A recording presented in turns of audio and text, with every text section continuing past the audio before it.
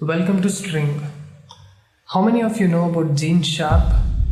He was an American political scientist who has written a book on how to demolish a government through non-violent and democratic ways. He was a political science professor, and it was part of his PhD subjects to study about Mahatma Gandhi, Henry David Thoreau, and he has come up with methods as to how to demolish a nation through non-violent methods. To look at it on the outer perspective, the movement should look like non-violent, democratic, and it should portray the legal demands. It should talk about peace when talking to public, but it should render the government non-functional.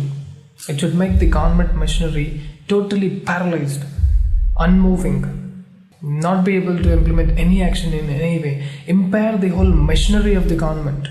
In the end, the various systems existing in the government, the systems which add strength to the government, becomes ineffective, and the government will automatically collapse. This is Gene Sharp theory. He has written a book known as From Dictatorship to Democracy and many books which talks about 100 techniques to demolish a government. Out of these 100, if you follow just a few methods, we can completely paralyze the government and make it ineffective. They have implemented this Gene Sharp theory in Egypt, Tahrir Square. Lakhs of people intervened from nowhere, all of a sudden paralyzed the government. Hosni Mubarak lost the power, and everybody knows what happened. The same methods were followed in Ukraine against Russia. The same techniques, the Gene Sharp techniques, diffusing the government. Lakhs of people gathered at one place from nowhere, forming an umbrella of unmoving public. Government banks stopped functioning, offices were closed, many industries shut down, and for over 76 days in Hong Kong there is a havoc. And it worked effectively in bringing down the government. Let's look at a few methods set by Gene Sharp in his book. Throwing stones at police, throwing stones at our own security forces, digging their roads, destroying their pathways so that they cannot reach and control the atrocities. Setting fire to fire engines, which are used to extinguish the fire, you burn them first, so that the buses, the buildings, the shops burn nicely. Don't you feel like these methods have happened somewhere very recently? This is what is happening in Delhi.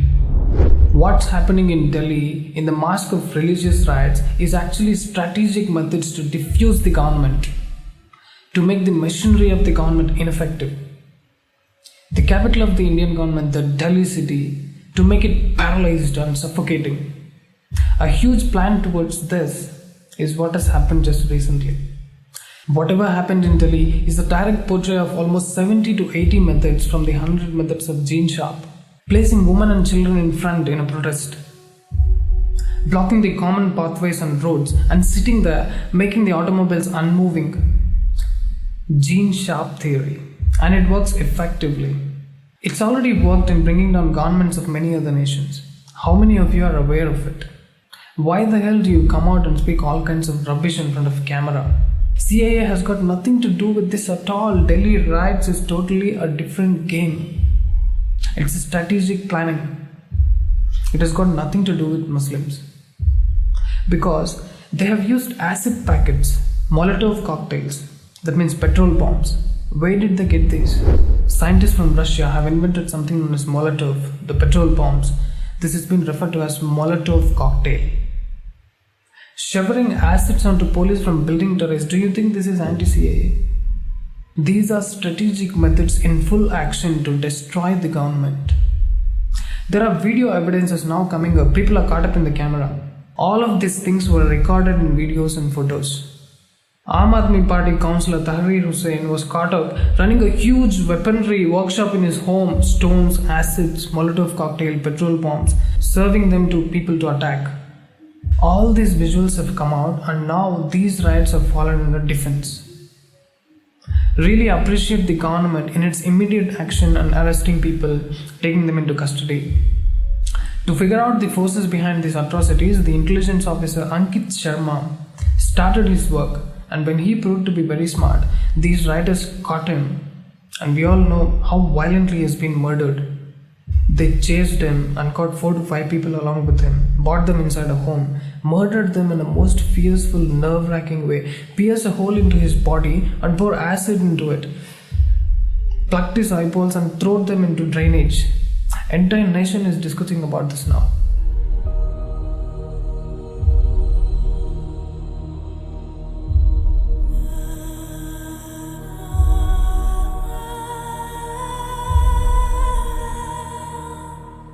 It reminds us of Saurabh Kalia's incident, the Indian Army officer during the times of Kargil war. For the first time when we received information about Pakistan Naxals in that area, the advanced party was sent and Saurabh Kalia was there in the team, and he belongs to Delhi too.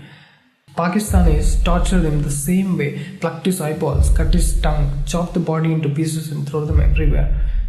It is only after the Kargil war ended fully we could bring the mortal remains of Saurabh Kalia. Don't you see a common connection between these two incidents? Ankit Sharma and Saurabh Kalia. Why is it the same way? Think about it.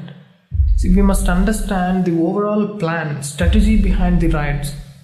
Media never showed you this. They portrayed everything in a wrong way. Like Muslims being killed, Muslims under threat. No, it is the Hindus who are being killed. Brutally. There is this one more method from the book. Use media to run negative campaigns, spread fake news, mislead people, turn our own people against us, turn them into anti-nationals. This is Gene Sharp theory. There is an army of media journalists and paid activists who are working smart and brainwashing people. For example, Kunal Kamra, Dhruv Rathi, Kanhaiya Kumar, OIC, Swarab Bhaskar. Who are these? Are they Indians? Once you have sold yourself to somebody, how can you belong to this country? If you are an Indian, how the hell can you raise Azadi slogans in India? Azadi means what? Freedom from what? It is we who need Azadi from these idiots. It's the country which needs freedom from Kunal Kamra, Dhruv Rathi, Kanhaiya Kumar, etc. This Tukde gang. Bloody disgrace to the country. It was so funny that people say, Kanhaiya Kumar ko parliament jana hai. I'm telling you, he will sell the nation for a packet of Molotov cocktail. That's what his strategy is. Do you think he has got balls to run the government? They have been hugely funded by the Western agencies and trained in the methods written in that book. It's been practiced and implemented successfully in other nations. That's what is happening now in our country. Have you seen in Twitter how many negative campaigns and how many negative tweets are trending? Those tweets and posts against the government are trending like never before. Do you know how it works? The Twitter trending, I'll explain it to you. Nearly 4.5 billion people are on the internet. So if you mislead them and create a scene as if the government is inefficient, your job will be done. And the influencers play a major role in destroying the nation. See, Gene Sharp said, there are few systems which add strength to the government, first diffuse them, make them totally ineffective. That's why they are attacking Sadhguru and various other spiritual organizations now. See, nobody on the planet can beat Sadhguru's logic. He's so uncanny. Kunal Kamra is proving it beyond doubt by doing such cheap trolls. See, if you are capable of disproving Sadhguru's logic, you would question him. No? You know very well that you can't pick a hole in Sadhguru, but you hate him. You want to stop Sadhguru because otherwise your mission of destroying the nation will fail. But Sadhguru is very powerful. Kunal Kamra is working his blood out to defame Sadhguru, but nothing seems to be working. More than 1 billion people are following Sadhguru.